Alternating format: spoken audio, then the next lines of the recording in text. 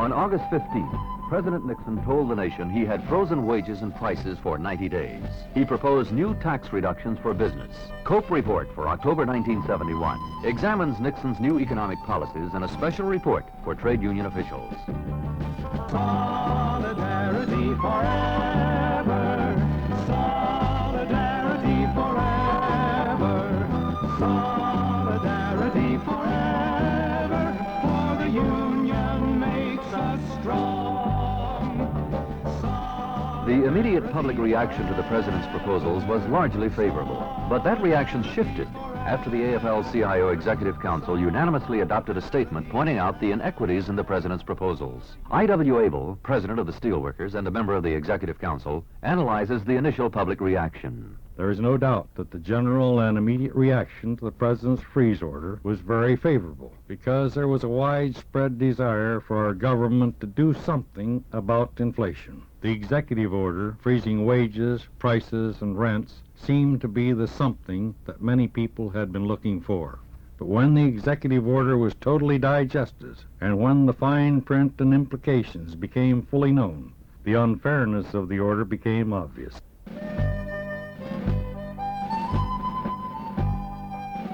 Machinist President Floyd Smith doesn't believe the Nixon administration claims that workers are causing inflation. The fact is that the working people, the wage earners who man the factories, who mine the coal, who transport the goods, who keep the wheels of industry and commerce turning, have been widely and unjustly blamed for many of the ills that afflict the economy. For a long time, the propaganda experts have been blaming inflation on the wages of the working people. For a long time, anti-labor voices from the boardrooms of big business have been saying that America's deficit in world trade is due to the fact that the wages of the workforce have priced America's goods out of the world's market. The purpose of this propaganda is, of course, to convince the American people, including working people themselves, that labor is getting too much. Mr. Smith has facts to back up his position. But if we look at the facts, if we compare the average factory worker's income with the amount the government itself says a family of four needs to maintain a bare minimum standard of health and decency, we see that the workers who produce the nation's wealth are not getting too much. It may surprise many people who keep hearing all this propaganda about high wages to know that last year the average factory worker in America earned less than $6,800. And that was almost $1,000 less than he needed to enjoy what the government describes as a minimum standard of health and decency. These figures, which are published by the government itself, prove that the people who produce America's wealth are not getting too much. In fact, they prove quite the opposite. Officials of the Nixon administration claimed they had the power to outlaw strikes. Mr. Smith presents the trade unionist's view. By freezing wages, the president also nullified one of the precious rights of a free people, and that is, of course, the right to strike. I realize that many people do not like strikes because they do not understand the role that strikes play in our system of free collective bargaining. Just as collective bargaining is essential to free enterprise, strikes are necessary to collective bargaining. One of the key differences between democracy and communism is that in a democracy, workers have a right to strike, and under communism, they do not. In the entire history of the American people, no president has ever before ordered every strike to be stopped, no matter what the issues or how just the cause. Solidarity forever. Solidarity forever. For the union makes us strong. The AFL-CIO Executive Council called President Nixon's program unfair, unjust, inequitable, and unworkable. The council said the program was weighted in favor of big business. Mr. Abel explains. Is the business of this country really business? Is there some unwritten law which says that industry has priority over people? I would hope the business of this country is people, and that the economy should operate to benefit all the people, not just the managers of industrial and financial America. The workers have been shortchanged enough, and organized labor is saying enough. We say to the president, if you want controls, make them fair. Make them apply to Wall Street speculators, to money lenders, to coupon clippers. Don't sock it to the little guy. He's had enough. We say to the president, you have called for sacrifices to make your plan work.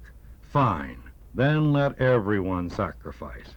We say to the Congress of the United States, it is now up to you. to inject equity and fairness into the latest presidential game plan. Eliminate the tax bonanzas for big business. Instead of the tax bonanzas, give us real tax reforms. Make the controls apply across the board.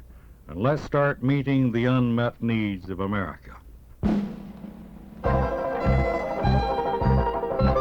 We're gonna roll, we're gonna roll, we're gonna roll the Union on. We're gonna roll. To find out more we're gonna details roll, about the we're Nixon gonna roll program, the Cope Report Union talked on. with Nat Goldfinger, organized labor's top economist. First, we ask him if President Nixon's new economic policies will lead to economic recovery. The president's proposals will not lead to economic recovery, and they don't add up to economic recovery, because part of the president's proposals involve the loss of jobs, wiping out 100,000 or more federal government jobs, cutting federal government expenditures, postponing aid to the cities and the states, and postponing the welfare program.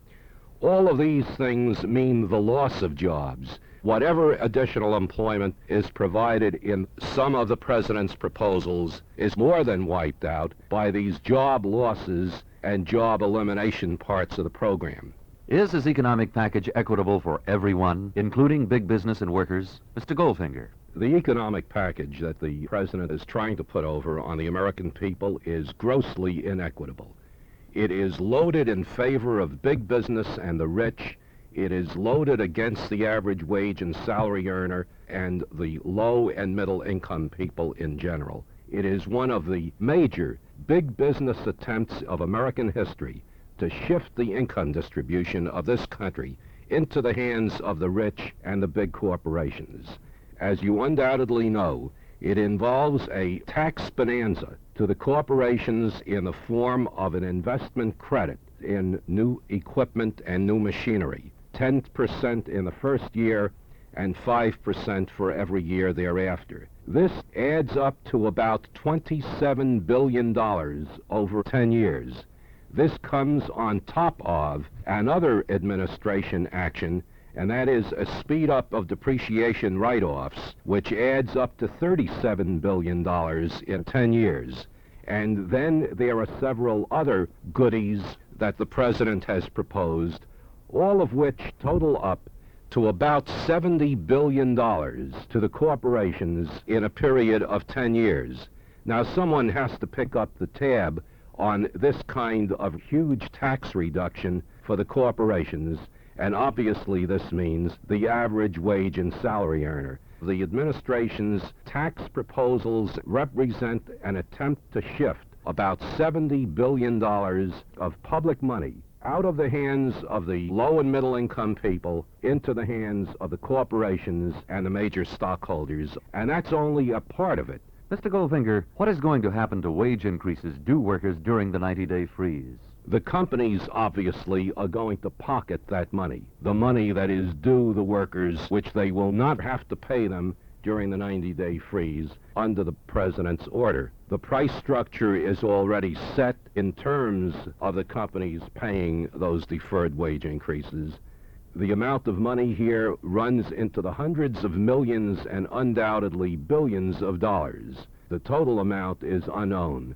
But you take the entire package and the impact on corporate profits of the deferred wage increases that will not be paid during the 90-day period.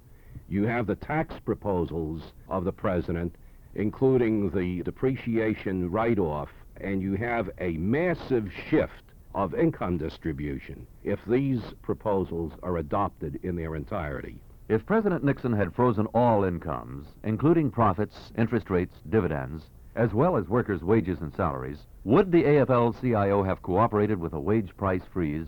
Mr. Goldfinger. Certainly, if President Nixon had frozen all incomes, wages and salaries, plus dividends, and acted on interest rates, on profits, and on all incomes, not simply on wages and salaries, he would have had the support of the AFL-CIO.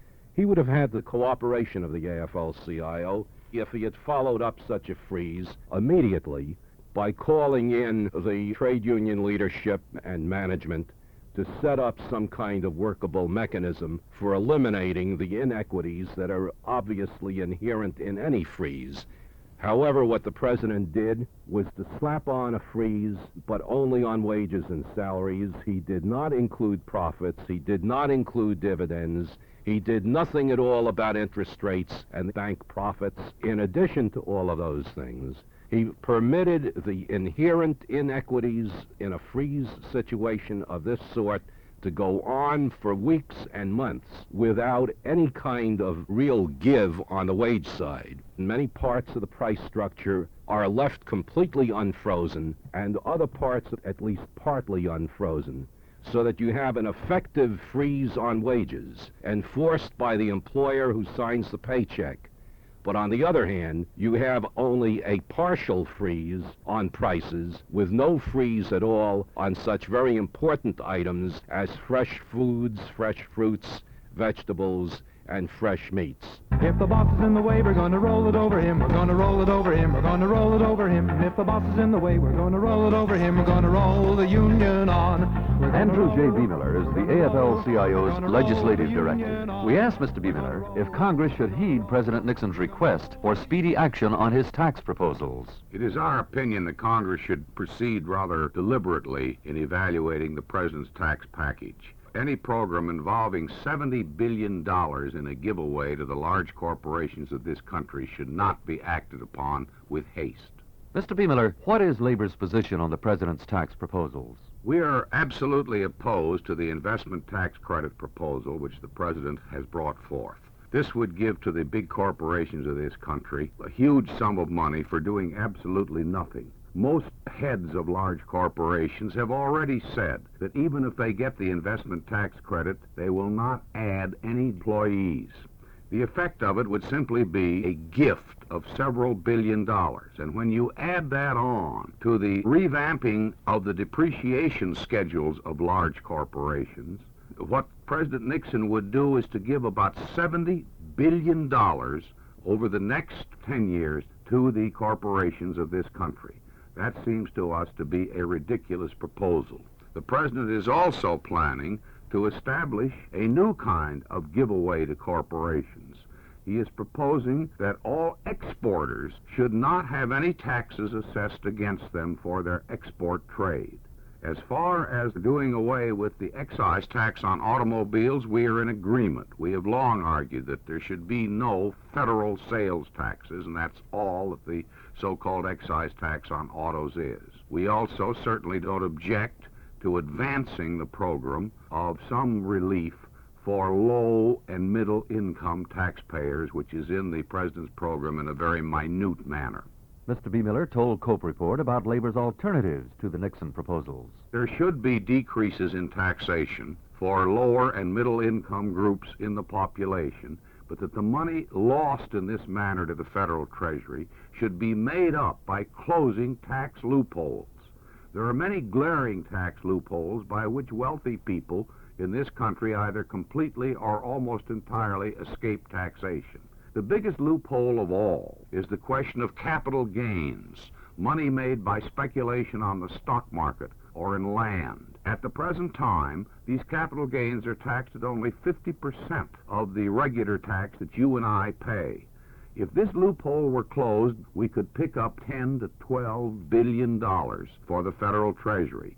And what we think should be done is to close not only this great big loophole, but a lot of others, and use that money for public investment, for building the schools and the hospitals and the health centers that we need so desperately in this country, for really instituting a war against pollution of all kinds, water and air alike.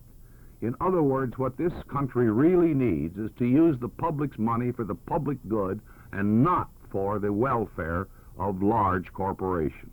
We're gonna roll, we're gonna roll, we're gonna roll the union on. We're gonna roll, we're gonna roll, we're gonna roll the union on. If the Cope Report continues on Side 2 of this cassette with more information about the wage price freeze. Side 2 is designed to be played at local union meetings. We're gonna roll, we're gonna roll, we're gonna roll the union on. We're gonna roll, we're gonna roll, we're gonna roll. We're gonna roll the union on.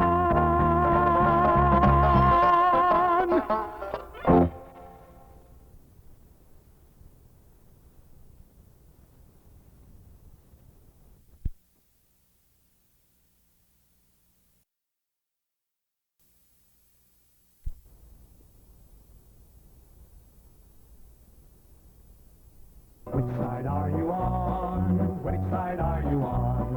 Which side are you on? Which side are you on?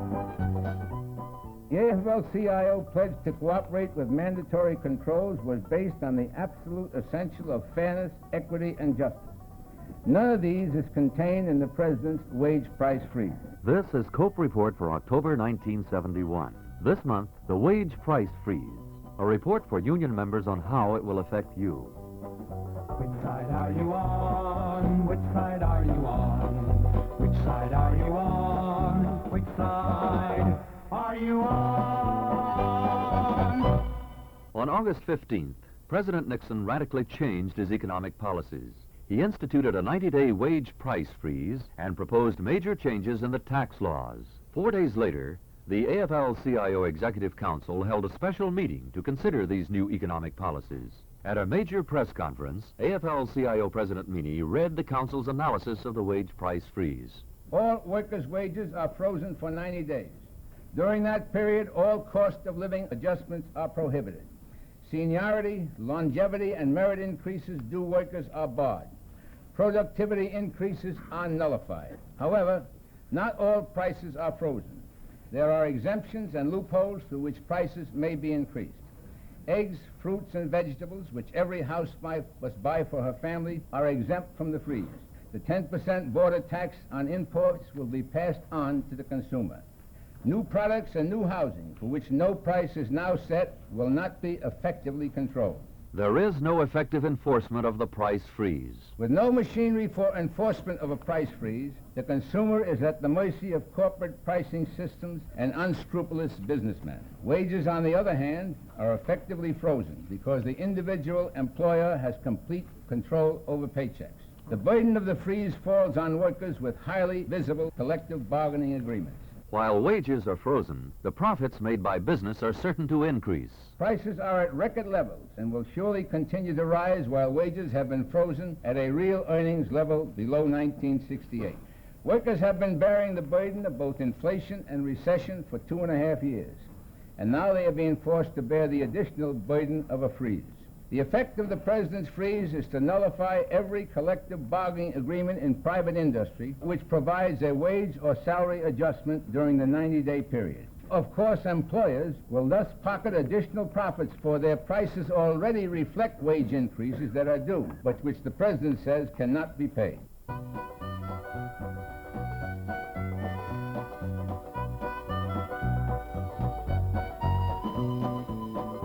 Mr. Nixon proposed a new tax break for business. Lane Kirkland, Secretary-Treasurer of the AFL-CIO, examined the details of this tax proposal. The proposed 10% so-called job development tax credit is another loophole to permit rich corporations to avoid $4 billion a year in taxes. Corporations would get the tax break even if they invested in machines that eliminate jobs. So calling this a job development measure is simply deceitful. At a time when industry is only operating at 73% of capacity, what is needed is more customers, not more industrial capacity. Mr. Kirkland explained the small tax cut proposed for the average taxpayer. The President also proposed to accelerate exemptions for the average taxpayer. This, he says, will result in added consumer spending. In reality, it would only mean about $1 a week for an average family of 4, and that wouldn't start until 1972, while the President proposes to give business its tax break retroactively to August 15th, 1971. Oh, the union is the place for me, the place for working men who want some time to sing and play and money they can spend on... In a nationwide radio address, Mr. Meany told his audience what effect the President's tax proposals would have. In effect, the President proposes a grossly unfair and one-sided redistribution of the public wealth. For those who have much, the President proposes more. For those who have little, the President proposes less. What America needs is tax justice, and this proposal is certainly not just. America needs to close tax loopholes, especially in the areas of capital gains, depreciation, depletion allowances, tax-exempt bonds, and the like. America still has far too many millionaires who pay no taxes at all. I'm standing on the picket line 'cause I want a living wage. We'll stick together through the wind and the weather. We'll get that living wage. on the line. Mr. Kirkland pointed out the importance of workers' wages to a healthy, growing economy. The worker spends his earnings in his own community. He uses the money to pay his bills and to buy the things he needs. The worker, as a consumer, makes the most efficient use of his money. When he can buy the goods he produces, then jobs are created. Retail establishments sell more goods. Industry makes more products. Increased volume improves efficiency and increases productivity, and the entire economy benefits. What will be the effect of the freeze on workers' paychecks, Mr. Kirkland? Hundreds of thousands of workers are covered under contracts which provide cost of living adjustments, productivity, seniority, and merit increases, all during this 90-day period. One union alone, the railway clerks, has a deferred wage increase totaling $305,000 a day for 190,000 workers due October 1st. That is more than $13 million during the freeze period that now becomes additional profit to the railroad companies. And this story is repeated in thousands of labor management agreements across the country. As a result of the president's freeze, these wage increases will go to the companies and not to the workers who earn them. This is not only unfair, it is highway robbery. Economic policies that are fair and balanced are what America needs to solve her economic problems. Mr. Kirkland explains. What we need in this country, and the AFL-CIO has been saying this for a very long time, is a general resolve on the part of those who hold the political and economic power to bring equity and stability to the economy without putting all the burden on the worker or on any other single group of citizens. Fairness and equity must be at the root of any policy that is imposed on the economy by the government. We in the AFL-CIO are going to insist on that. On the line, on the picket line. We'll win our fight for the right on the picket line. President Nixon's new economic policies followed 2.5 years of mismanagement of the economy. Particularly hard hit by his previous economic game plan were the cities and states. President Meany told radio listeners, For 2.5 years, high interest rates and high welfare costs have been swallowing up local and state tax revenues. For 2.5 years, state and local governments have been unable to move on badly needed housing, hospital, and school projects. Public services are falling apart.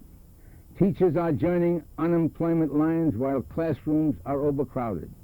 Police and fire and sanitation departments are undermanned, under-equipped, and underpaid. For 2.5 years, Mr. Nixon has been saying that America cannot afford these things, and Mr. Nixon has been wrong. What America cannot afford is to ignore them any longer. What America cannot afford is to siphon off more public funds for private gain. America cannot afford a $70 billion tax windfall for big business. The needs of her people are too great and too urgent. At his press conference, Mr. Meany said, We in the AFL-CIO take no satisfaction in the fact that we have warned the Nixon administration throughout its term in office that its actions were going to achieve the kind of economic mess the nation is in today. The record will show that we repeatedly and publicly suggested programs and policies to the administration that would have curbed inflation and achieved full employment. The president ignored them or refused to adopt them. We have absolutely no faith in the ability of President Nixon to successfully manage the economy of this nation for the benefit of the majority of its citizens. what will the AFL-CIO do to make certain that economic policies will benefit the entire nation? This is what the Executive Council said. Specifically, we urge the Congress to reject the President's proposals to further enrich the corporations at the expense of the poor and needy and the public treasury. We will fight to block his discriminatory attack on jobs and the wages of federal employees. We will insist that controls on prices and wages be made equitable, and that all other forms of income, profits, interest rates, executive compensation, expense accounts, the prices of stocks and bonds be brought under equal restraints. What actions does the Executive Council recommend for individual unions? President Meany reads the Council suggestions. We have never recommended and do not now recommend defiance of lawful orders. We do suggest and recommend to our affiliates that where, as the result of the President's action, contractual provisions are impaired and members suffer losses, that those contracts have been nullified by the President of the United States. Such contracts should be subject to renegotiation at the first opportunity. The Nixon administration also claimed the power to halt all strikes during the 90-day period. This was the Executive Council reaction. We flatly reject the administration's contention that it has any such power. In peacetime, this is an assertion of dictatorial powers completely foreign to the American concept of freedom. Even in wartime, no other president asserted such a right. We will not abide by any such dictate, and we will advise our members to resist any such attempt. When the Union's inspiration through the workers' blood shall run, there can be no power greater anywhere beneath the sun. For no force on earth is weaker than the feeble strength of one, but the Union makes us strong. This has been Cope Report for October 1971. Speaking to the United Transportation Union Convention, AFL-CIO President George Meany left the delegates with a final thought as to what union members can do to ensure fair treatment from the government. Perhaps this fight will carry over to 1972. President Nixon said several times, 71 is going to be a good year, 72 is going to be a better year. Well, maybe 72 will be a better year, but not for him.